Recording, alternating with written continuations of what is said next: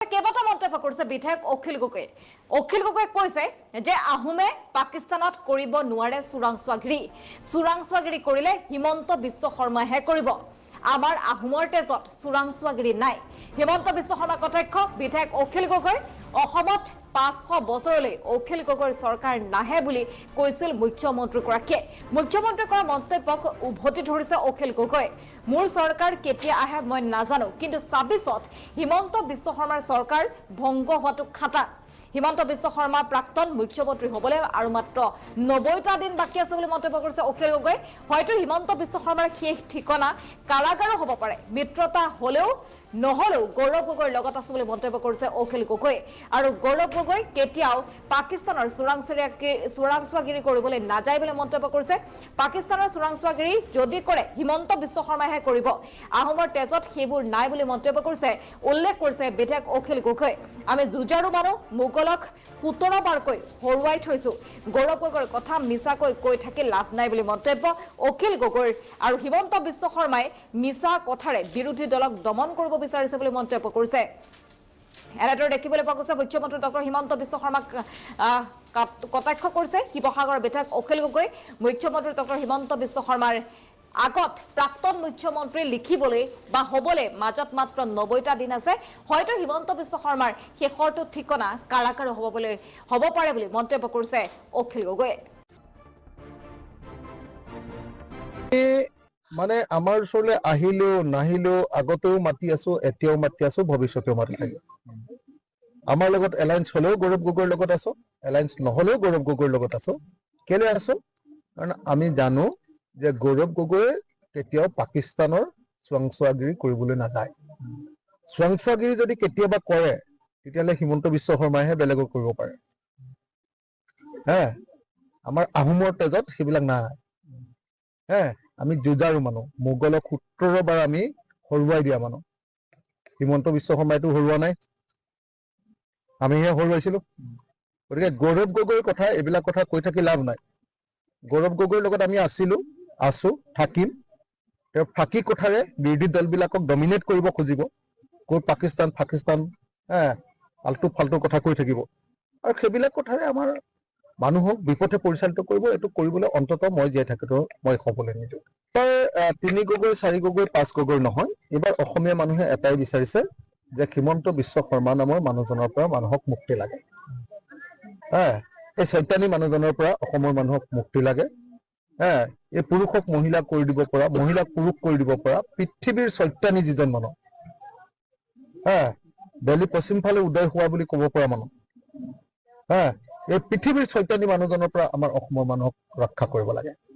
আৰু সেইকাৰণে এইবাৰ অসমৰ মানুহে আপোনালোকে চাব যে হিমন্ত বিশ্ব শৰ্মাৰ এগেইনষ্টত বিৰুদ্ধে যোনেই একলগ হ'ব তেওঁলোককে এইবাৰ অসমৰ মানুহে হিয়া উজাৰি আশীৰ্বাদ দিব। আমাৰ চৰকাৰ, অখিল গগৈ চৰকাৰ কোনদিনা আহে মই নাজানো, কিন্তু এটা কথা জানো যে 2026 চনত অসমৰ মানুহে হিমন্ত বিশ্ব চৰকাৰ ভাঙিব। আপোনালোকে নিশ্চিন্ত হৈ থাকক, মই আপোনালোকক 100% গেৰাণ্টি দিছো।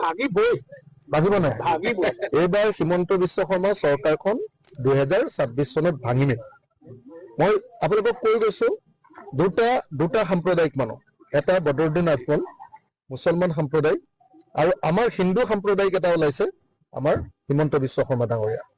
এই দুইজনকে 2026 চনত আমি বিৰোধী গোটেই দলবিলাক একলগ হৈ 2026 চনত বিজেপি চৰকাৰ ভাঙিম।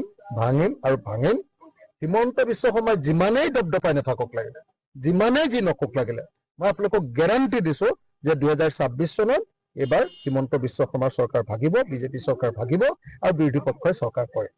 গৌৰৱ গগৈ হৈ আমি মানে আমাৰ ওচৰলৈ আহিলেও নাহিলেও আগতেও মাতি আছো, এতিয়াও মাতি আছো, ভৱিষ্যতেও মাতি থাকিম। আমাৰ লগত এলায়েন্স হলেও গৌৰৱ গগৈৰ লগত আছো, এলায়েন্স নহলেও গৌৰৱ গগৈৰ লগত আছো। কেলে আছো? কাৰণ আমি জানো যে গৌৰৱ গগৈ কেতিয়াও পাকিস্তানৰ চোৰাংচোৱাগিৰি কৰিবলৈ নাযায়। চোৰাংচোৱাগিৰি যদি কেতিয়াবা কৰে তেতিয়াহ'লে হিমন্ত বিশ্ব শৰ্মাইহে বেলেগক কৰিব পাৰে। আমাৰ আহোমৰ তেজত সেইবিলাক নাই। আমি যুঁজাৰু মানুহ, মোগলক 17 বাৰ আমি হৰুৱাই দিয়া মানুহ।